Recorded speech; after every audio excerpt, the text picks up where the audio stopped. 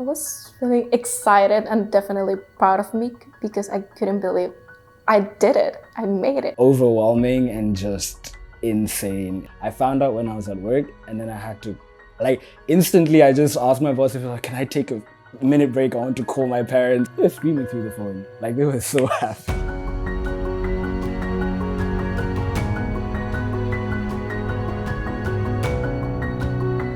So the way I became a UWC scholar is that at first, the way I found out about it at first was through the new principal at my old school. He told me about it while I was working there in my gap year. So I applied thinking nothing too big of it. I went to the interviews. It was a fun time, something I'm not used to. And then there was a period of silence where it was just guessing whether I got in or not. And then I got in. When I found out the school I was going to, I was like, sign me up. I'm going. No questions asked. So, yeah. I first heard about UWC through my cousin because she applied the year before me and she got a scholarship and she went to UWC Maastricht. I studied the entire summer, but just before that, in the middle of the summer, my mom passed away. So at the end, I didn't know if I could apply, if I could leave my family, my dad, my brother, just like that.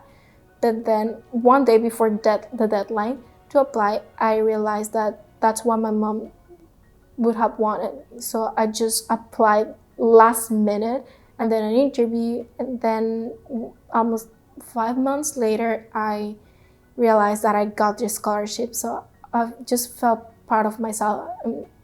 I just thought my mom will be happy for me right now. The UWC National Committee select fantastic kids on the basis of merit. We are here to be committed to having them in the college, and if they don't have the means, we'll find a way. The UWC Scholar is a young change maker around the ages of 16 to 17 who follow very much the UWC mission and values of looking out for the environment, the community, the people around them. And we would like to actually, as a UWC movement, take them at the ages of 16 and 17 years old to a UWC where they get to meet other scholars and other change makers to be able to live with them, learn from them, and work with them. And hopefully we take them from a very local scale of what they were doing to scale them up and hopefully widen the perspective to see that change can be so much more to the rest of the world. The UWCs have the national committee system that have around 150 countries or territories which are represented, where we have volunteers giving their time for free and are so committed to selecting the best, the brightest, and the highest potential from their own geography. So with boarding, there's the part of leaving your family, but what boarding does is that it gives you another one. It gives you a whole new support system, and in ways that you wouldn't really also just get from a normal family. When I first arrived to the boarding house, I got to know everyone from different countries that I didn't even know existed before. Know their stories, like all the political things they're going through in the countries, and also had the opportunity to share my own story about Venezuela. You learn things about countries you never knew. You learn about cultures you didn't know could exist. And you also learn to accept them as well because you see the beauty inside those cultures. And you just learn how to think differently as well. And it's so beautiful because you start questioning yourself like, how could I have never realized that in the beginning? Your mind just gets open so much. I honestly believe that you can't come to UWC and leave as the same person. So many schools, international schools, have a huge diversity of students in terms of nationality, but I think the scholars bring a depth of diversity in terms of their background, their experiences that they bring, and also the things that they're passionate about. So having all of them living together and sharing these moments and sharing these stories with each other at this very important part of their development really shapes who they're going to be as adults, and really changes the way they think and the way they're going to live the rest of their life. This diversity within a community, it's diversity of nationalities, ideas, of age and experience and culture. And it's just so indicative of the fact that so much of education happens outside of the classroom here at the UWC. The Buddy program is a wonderful program where our younger students get to connect with our border buddies and our scholars that are staying in the boarding house. Pooza is our border buddy, and we've been really lucky to be able to connect with him. He's shared his culture, a little bit about his life, and his perspective on life in the boarding house. The children love to get together with him, whether it is on a Google Meet or it's a big wave across the playground when they see him. One of the most heartwarming moments that I've seen is when the children spot Pooza along in the playground or from the AstroTurf looking down, and they get so excited to see him. Often it's a run and a mob, or otherwise at the moment it's a huge big wave and a hi to Pooza.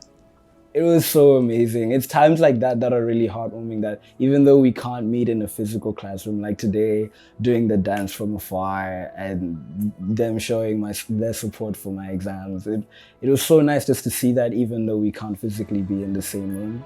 It's so nice. Community engagement for the scholarship programme is really important because it really helps to extend the reach of the UWC mission. It's a lovely way for families to connect in with scholars and the impact that they make, and it makes it a bit of a family affair. It has a kind of a ripple effect to a much wider audience.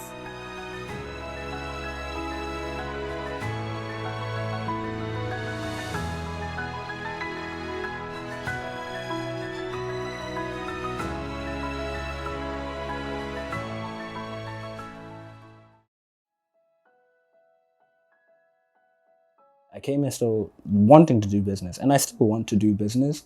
It's just the reason and motive behind has changed a lot because of what I've learned.